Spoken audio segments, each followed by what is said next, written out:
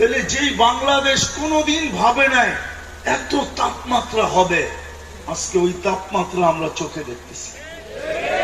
Dubai কোনোদিন ভাবে না এরকম বন্যা হবে, দুবাই ওই বন্যা চোখে দেখা ফেলছে। ওমান দেখা ফেলছে। সৌদি আরব কোনো দিন এরকম তুফান ভাবে নাই, যেই তুফান এরা আজকে দেখছে। আজকে নেটে দেখেন, আজকে যেই তুফান দেখছে, কোনদিন ভাবে না মরুভূমিতে বরফ পড়বে। ওরা তো ফ্রিজের বরফ দেখছে, কিন্তু রমজান মাসে অর্ধেক সৌদি আরবের বরফের নিচে ঢাকা ছিল। ফিলিস্তিনের যুদ্ধ 8 মাস হতে চলছে,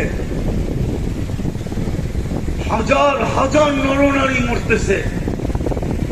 এই রমজানে হেরেমে যেই কান্না হয়েছে, মনে হয় না অতীতে কখনো হেরেমে